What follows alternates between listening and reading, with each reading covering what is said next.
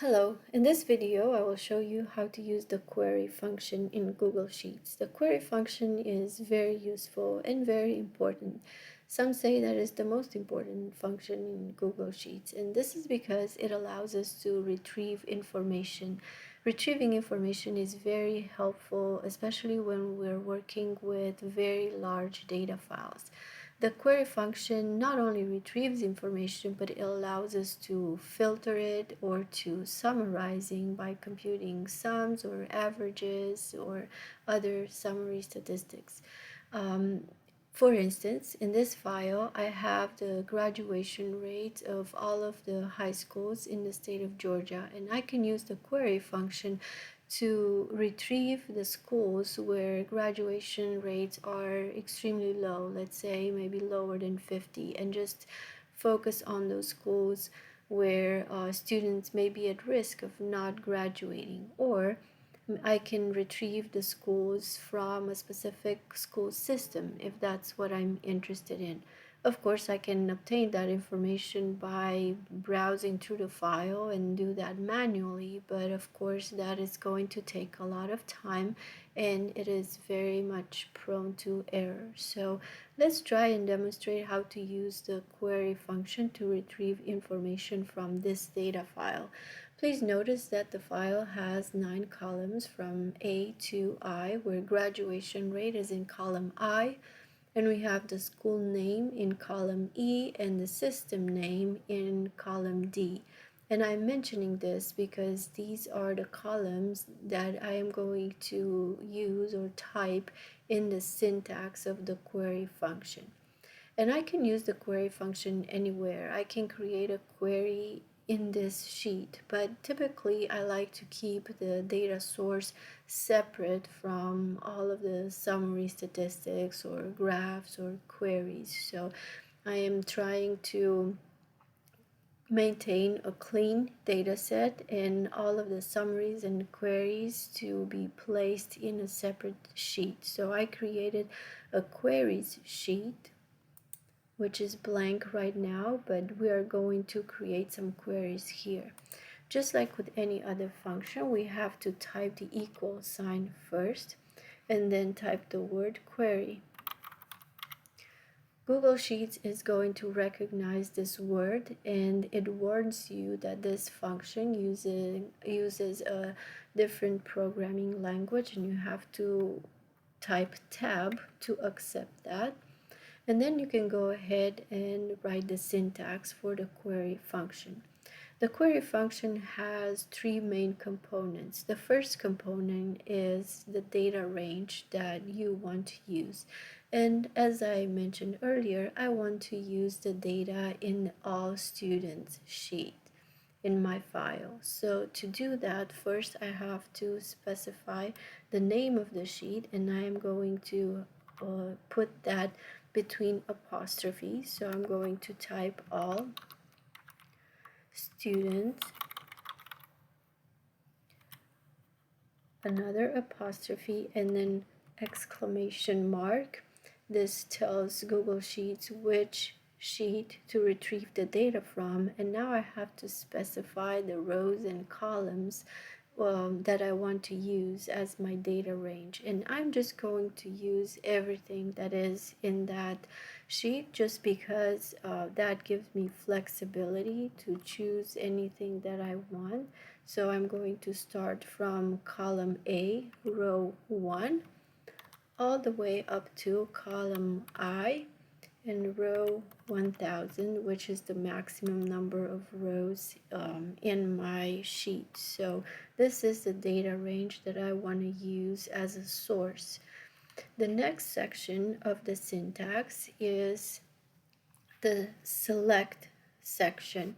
So I'm typing comma and then moving on to the select section. The select section has to be between quotation marks. So I'm going to type quotation mark and then select. Here you just have to specify what kind of information you want to retrieve. In our case, I want to retrieve the graduation rates and also the school names and the school system names. So the school system was in column D, the school name was in column E, and the graduation rates were in column I. Okay, but I don't want to just retrieve all of the information from these columns because that would be almost identical to the original data. I just want to retrieve some of the rows. So to do that, I have to specify a where statement. So I'm going to type the word where, and my criteria is where graduation rates, which were in column I, are smaller than 50.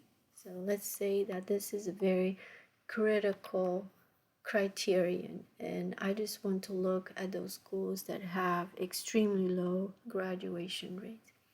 And the third component of the query syntax is just simply specifying the number of header rows in the file, because those are not going to be included in the search. In our case, we have one header row.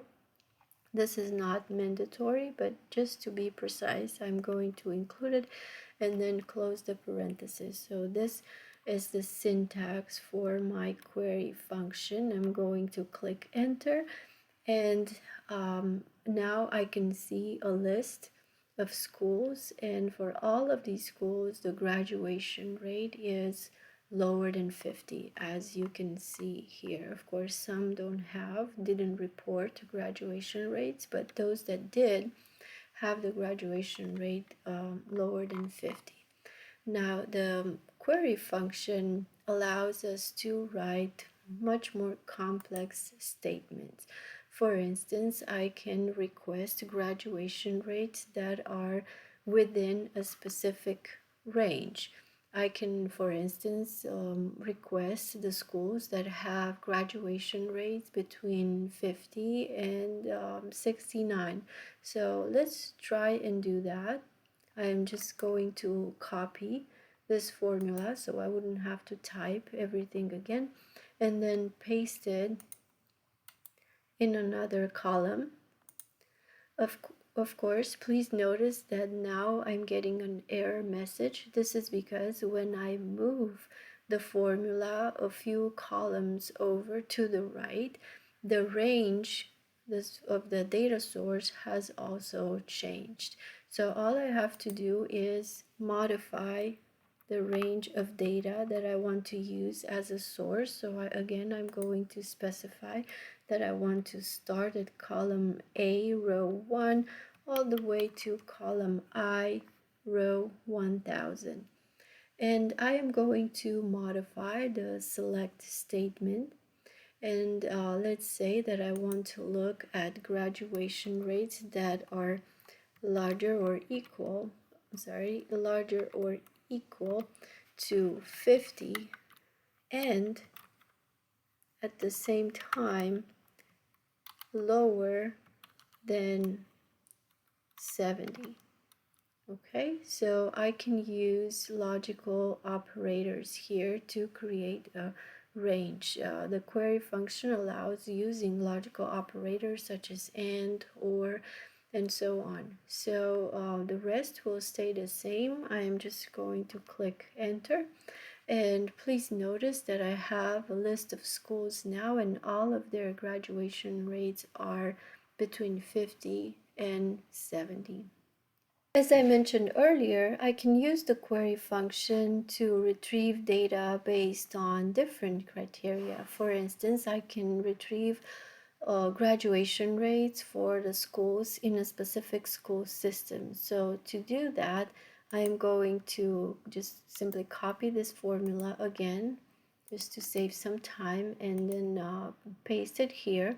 Of course, I have to modify the range for my data source. So this is going to be from A1 to I1000, and I'm going to change the criteria here in my where statement. So in my where statement, I want to retrieve schools, graduation rates for schools in Cobb County, for instance. So I am going to type D, which is the column that shows the school system names. So D would have to be equal apostrophe Cobb County and then another apostrophe. Because this is a string variable, I have to use apostrophe to indicate that. And then I am going to click enter. And now I have the graduation rates of all of the schools in Cobb County, including the average graduation rate for all of the schools in Cobb County, because this one was also included in the file. So this is a demonstration of how to use the query function to retrieve data based on different criteria. Of course, the query function is very complex and you can use it in multiple ways. You can include formula or you can include other functions. You can calculate, for instance, averages or sums for a set of observations. You can calculate summary statistics. So it's a very useful tool. This is just an introduction on how to use it. If you want to make any changes, you can go to the upper left corner where you typed in the formula and you can make modifications here. For instance, let's say that I want to modify the range for the graduation rate and I want to change 70 with 80. And I'm just going to do that and then retrieve a different set of observations. So this could be a dashboard where I could retrieve any information based on a variety of criteria at any time.